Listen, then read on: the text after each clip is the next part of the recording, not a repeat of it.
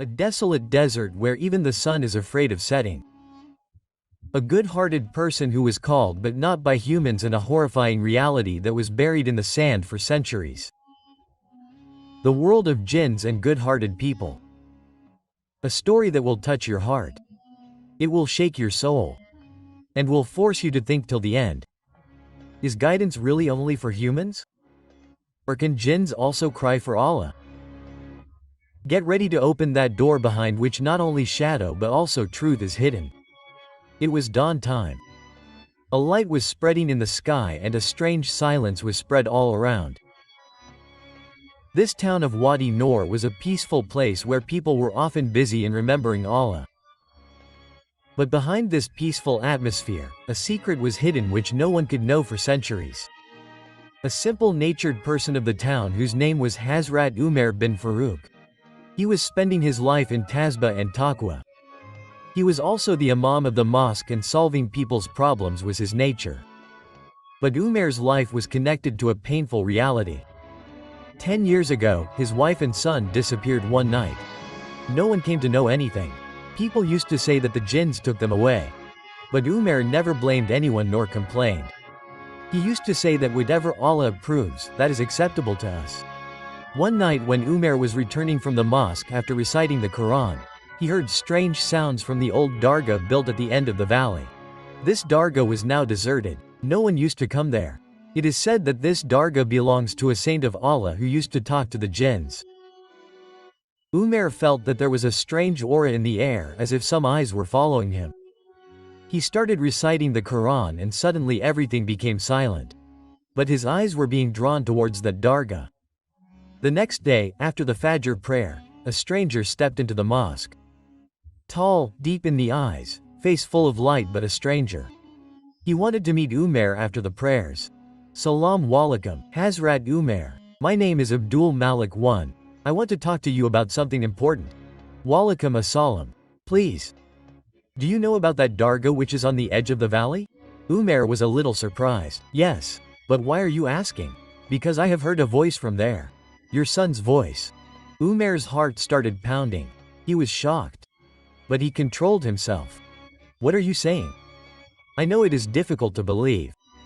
But I myself am an Anjanin and I am a helper of humans. Umar could not believe it.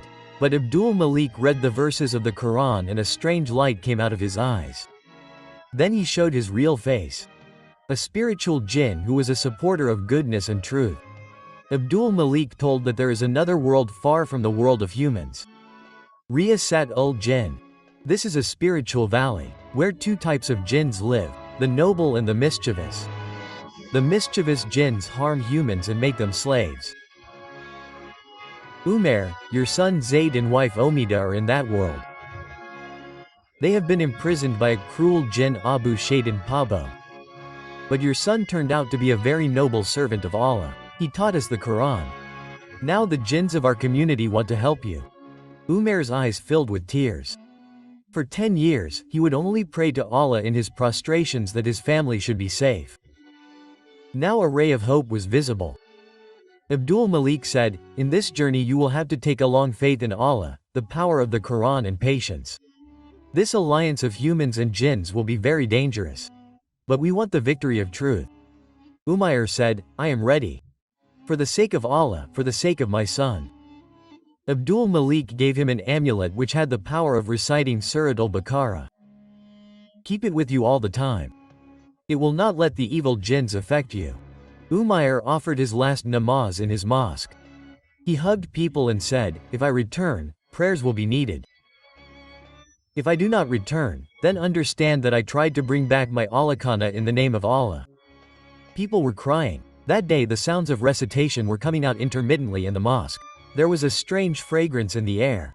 As if the angels were also conspiring against that good intention. Abdul Malik started recitation.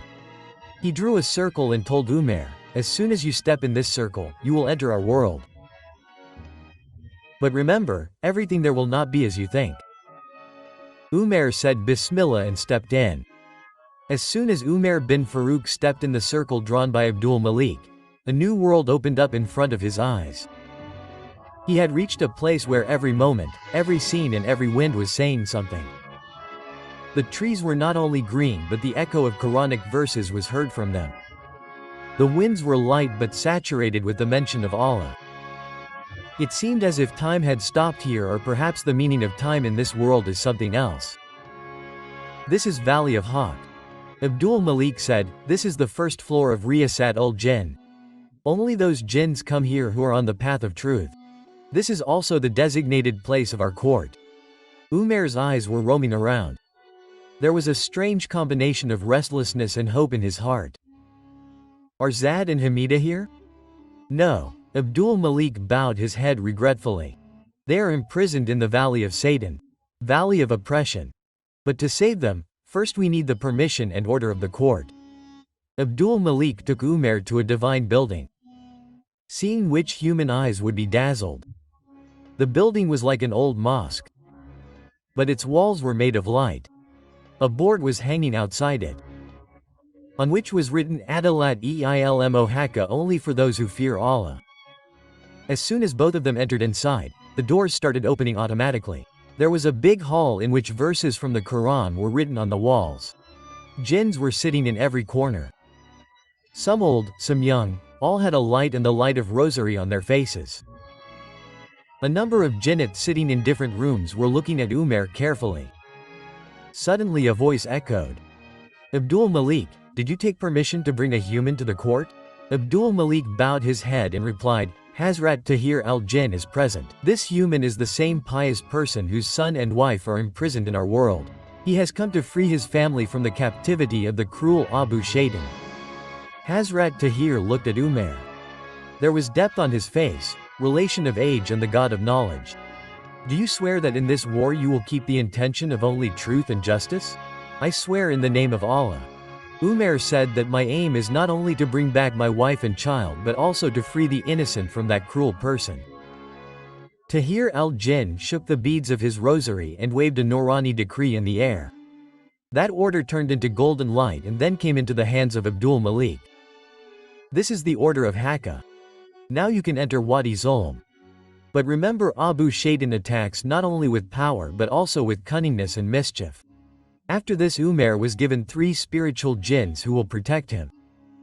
1 Jibril al-Haqqa, who is expert in recitation and can hear the voices of jinnat. 2 Mahira bint Noor, a Noorani jinniya whose spiritual powers can stop the satanic magic. 3 Ayaz al-Sabr, a strong jinn who is expert in physical fight. Now start the journey. Tahir said, and may Allah be your companion. It was night time when the 4 left Wadi-e-Haq and headed towards Wadi Shuba. This was a place which comes before Wadi Zulm. Every scene here was a mirror of deception. Trees were visible but in reality there was smoke. Water was visible but thirst and jealousy were hidden in it. Suddenly a polite jinn came in their way who was dressed in white and was seen reciting verses from the Quran. He said, wait, you are going on the wrong path. I am a servant of Allah and can show you the right path. Umar and Mahira hesitated a little, but Jibril closed his eyes and heard something and suddenly shouted, he is a liar. His recitation is not tune, it is a conspiracy. The jinn turned into a poisonous thing and attacked. Ayaz moved forward and attacked him with the spiritual lightning of the sword. Mahira recited towards him and burnt him to ashes. This was the first deception. Abdul Malik said, Abu Shaitan's magic has begun. As they moved forward, the winds became heavy. With every step it felt as if the burden on the ground was increasing. At last they reached the border of Wadi Zulm. There was a big door made of black stone on which it was written that only those can enter here who have pure intentions and patience in their hearts. Abdul Malik looked at Umar. Are you ready? Now, beyond this door, there is only a battle between truth and oppression. Umar touched the amulet, bowed his head and recited Bismillah and moved towards the door. When Umar bin Farouk crossed the door, there was a world in front of him which was completely different from before. In comparison to the freshness and light of the Valley of Truth, everything here was covered in shadow. Dark clouds in the sky, burnt sand on the ground and a strange suffocation in the atmosphere. This was the Valley of Oppression, where the cruel jinn Abu Shaitan ruled. Abdul Malik bowed his head and started reciting the Quran. There was a spiritual power in his voice which was tearing apart that dark atmosphere. Umar also prayed and everyone continued the journey holding each other's hands. As soon as they moved forward in the valley, they reached a lake in which not water but black smoke and pus was flowing. Some strange creatures were sitting on the banks of that lake. Like humans but with black eyes and cut tongues. Mahira said in a low voice that these are the souls that Abu Shaitan had enslaved by deceit. Now they can neither pray nor plead. They just keep sobbing in pain. Umar's eyes filled up. His soul trembled. He prostrated himself on the ground and said, "O my Lord, bestow mercy on these innocent ones." At that very moment a light rose from the lake and the eyes of those creatures lit up a little. They bowed their heads and thanked. Abdul Malik said, "Umar, your heart is pure. These are your spiritual effects. Your presence has come to this earth as all is mercy." As soon as they reached a deserted place, a soft voice echoed in the air. Abba Yan Umar's steps stopped. His breathing became fast. He started looking around. "Zad, my son, this is your voice," but he could not see anything. Abdul Malik immediately recited the Quran and tried to listen to the waves of the wind. Yes, this is the voice of Zad. He is somewhere nearby. Maybe in captivity, maybe in agony, we have to hurry. An old fort was visible at a short distance, on which was written Dar ul-Qaid Fitna Awar Fareb Ka Mazar. As soon as they entered inside, the air became even more heavy. A jinn guard appeared whose body was half smoke and half stone. He shouted and said, "Who are you? Can the verses of Allah bring you here?" Abdul Malik recited Surah Fatiha and replied to him, "Allah is enough for us and he is the best craftsman."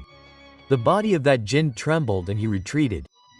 As soon as they entered inside the fort, they found a hall where human voices were coming from the walls.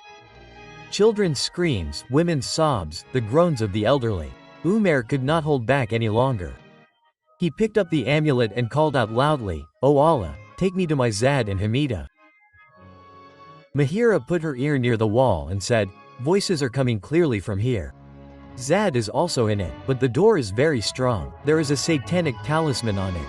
Jibreel moved forward and recited verses from the Quran. The door started shaking. Then there was a loud explosion and the door opened. The scene inside was such that it would make the soul tremble. Dozens of children, women, old jinns and humans were imprisoned. There was despair on everyone's face, but one face screamed as soon as it saw Umar.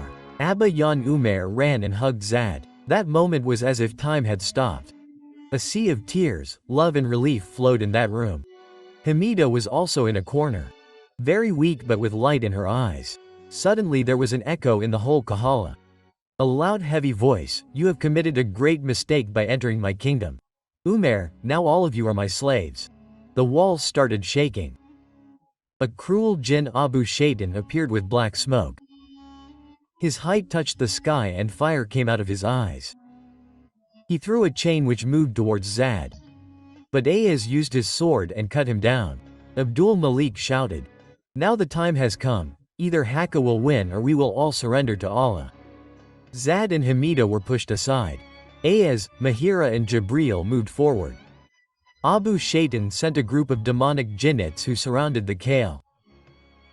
Umar prostrated and said, "O Allah, I believe in your name. I am your servant. I want your help." Then suddenly a divine door opened and the jinnits of the Valley of Hawk came to help. The battle was about to begin.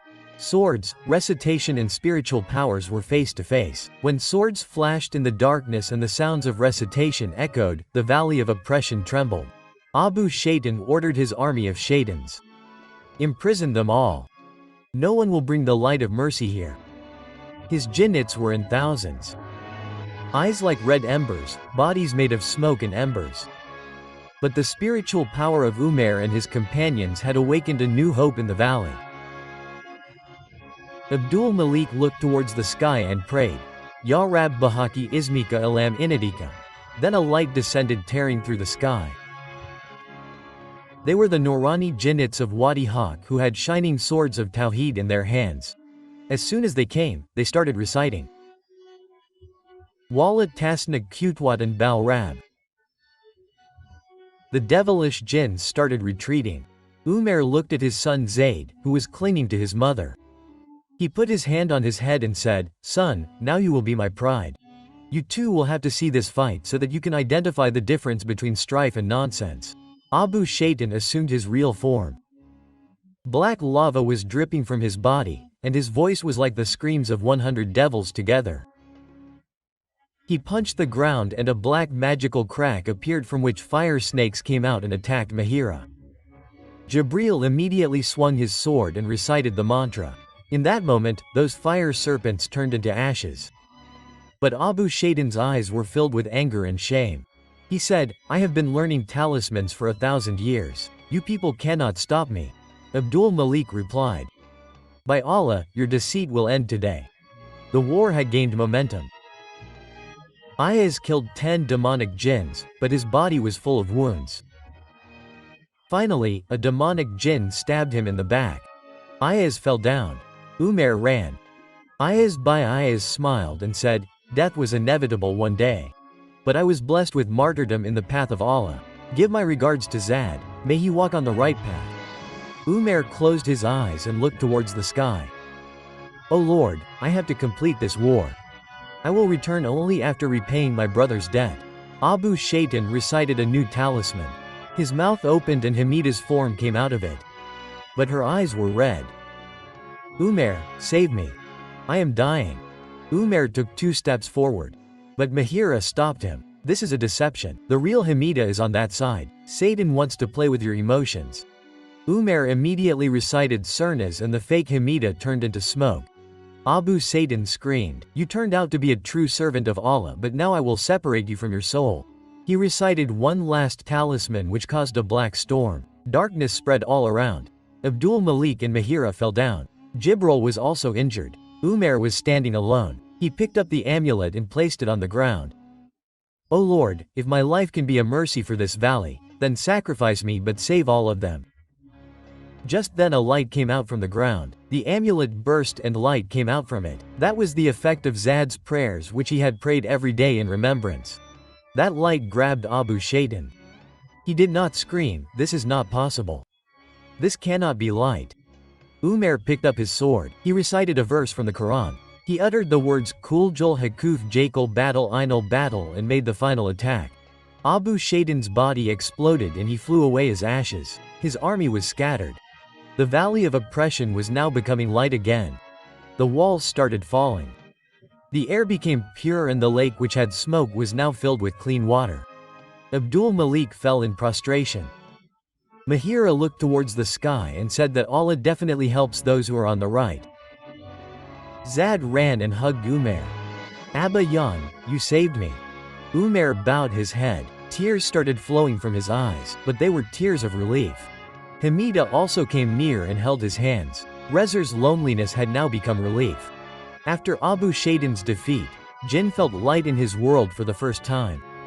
But Umar still had a restlessness in his heart. He knew that this war was just a destination, not a purpose.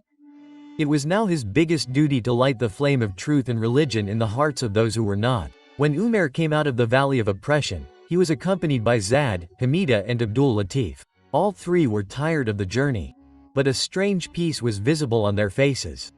"What to do now?" Zad asked. Umar looked towards the sky where the dark clouds had dispersed and the sun was giving emotions to the earth with its rays. "Now we have to explain to those who have been told the truth about which they were kept unaware." Umar replied. Hamida said softly, "But this will not be easy. They have been misguided for centuries.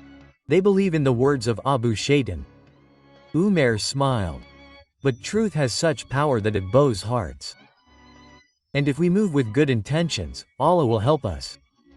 A large group of those who were present on the edge of the desert. The news of Abu Shaitan's defeat had spread like wildfire. But good wishes remained in their hearts. Umar moved forward.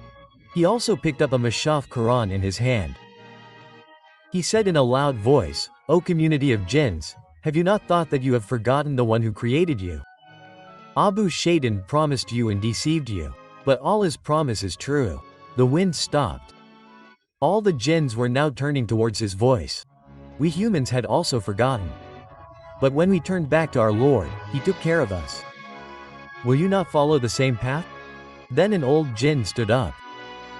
His name was Hashimdar, who had been a part of Abu Shaitan's group for centuries. If you are telling the truth, then show us a sign. Some proof that will remove the veils of our hearts. Umar went ahead and opened the Masahaf and started reciting Surah Rahman. There was a peace in his voice which went down like the fine particles of sand. The eyes of the jinns filled with tears on every verse. Some of them started pleading while prostrating on the ground. Hashim came to Umar trembling. I made Abu Shaitan's words a kalma, I had taken it astray, I misled many. Is there forgiveness for me too? Umar hugged him. No one despairs of Allah's mercy. Come back. Hashim fell in prostration and recited the kalma there. Ashad Allah ilaha illallah wa ashad in Muhammadan Rasulullah. Then the rest of the jinns also gradually started following the same path. Now a new struggle began for the education and reform of the jinns. Umar established a school where Quranic education was imparted. And Hamida also became a convener. Abdul Latif taught the jinns the basics of thought and hadith. He would say that Abu Shaitan told you that humans are your enemies. But the Rasul said that both jinns and humans are servants of Allah. Both have been guided. Those jinns who were once misguided now read Tahajjud on these nights. They kept fasts during the day and behaved with each other with good morals. But then one day a mischievous jinn named Lahika returned to the valley. He was Abu Shaitan's closest agent who had escaped from the war. You will all fail. Humans have deceived you. He called out. Some young jinns came forward to support him. Umar stopped everyone at that time. It is the time of test. Now you have to act upon what you have learned. If someone goes astray, bring him back not by kicking but by prayer.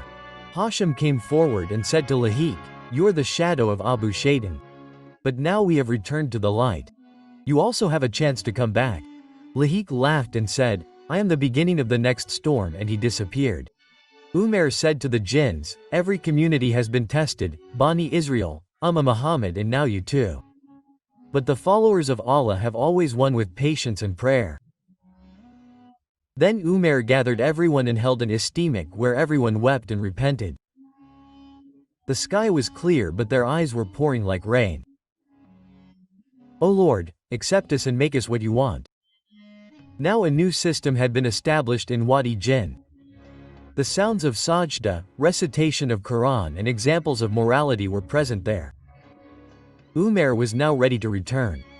But those who said, you are our benefactor. Your home is in our hearts. Umar replied, I was just a medium. Guidance is Allah's reward. Now one of you should come forward and take care of this trust. The day of Umar's departure had come. Wadi-e-Jinn had now got a new identity. The shadows of Abu Shaitan had disappeared there and there was light everywhere. Those who organized a gathering for Umar to bid him a final farewell. Everyone's eyes were moist. Zad, Hamida and Abdul Latif had also now accepted this valley as their home. Hashim came forward and said, you not only gave us life but also guidance. Now if you leave, who will be our leader? Umar replied in a soft tone, a leader is one who awakens the love of Allah in every heart. Now the same flame has been lit in your hearts. Now you are each other's leader, not me. Then he sent a young Jinn Furasat Paas forward. Now he will be the trustee of this valley, who will decide only on the orders of the Quran and not on his own self. That very night when everyone understood that peace has been established forever, Lahika Pa returned. But this time he was not alone. He had more than 100 jinns with him, whose faces were like acid and eyes were on fire. We have decided that we will finish you all. Lahik shouted. Hashim replied, now we do not have swords but patience. We will not fight, we will just call you towards Allah. Lahik attacked. But at that time a surprising scene appeared. From one end of the desert, a beam of divine light emerged. That light spread like the wind and surrounded Lahik's gang from all sides. Umar closed his eyes and prayed in his heart. O God, this is your trust. Only you save it. Then a voice came from the sky. Lot Kaf Ina Makam, don't be afraid, I am with you. Lahik and his companions disappeared with a sigh. Only sand kept flying, but peace remained. After that storm, those who repented and swore never to return to misguidance. Hamida, who was earlier an ordinary girl, had now become the leader of the women of the Jinn. She would teach them Islam, purdah and respect. Zayd, who was once a victim of the devil's voices, had now become a spiritual soldier. He would teach every Jinn who was once imprisoned. Abdul Latif built a madrasa Mayar there. Jamia Noral Jinn and Umar left the valley one morning quietly, leaving all that behind. It is said that Umar went to the top of that mountain. Where he first heard the voices of the jinns, he prostrated there and said, "O Lord, you know I have conveyed your message. This valley is now yours. I am returning to that journey where it is possible to see you." And then no one saw Umar. Centuries passed. The valley is still there, in that corner of the desert where the sun sets late. But there is a silent peace of the jinns there now. Sometimes a Sufi feels the fragrance of that place as if the souls are still present in the prostrations. The voice of truth can be suppressed but cannot be ended. Repentance is for everyone, be it a human or a jinn. When a good person stands up for Allah from the heart, the whole universe becomes his helper. Knowledge, patience and prayer, these three are a bigger weapon than the devil. O Allah, include us also among the good people. Save us from every misguidance and keep us on the path of truth. Just as you showed the path to those whom you showed, show us the straight path too. Give us a life that is the reason for your pleasure and give us a death which is no less than martyrdom. Ameen Ya Rabbal Alameen. Like the video so that we get more encouragement. Share it with your friends and family so that more people can learn a lesson from this incident. Subscribe to the channel and press the bell icon so that you don't miss our new stories. Tell us in the comment what lesson this incident taught you. Log in and you must be seeing our video on your screen. Watch that too and learn something good. See you soon with another new lesson-based Islamic story. Allah Hafiz.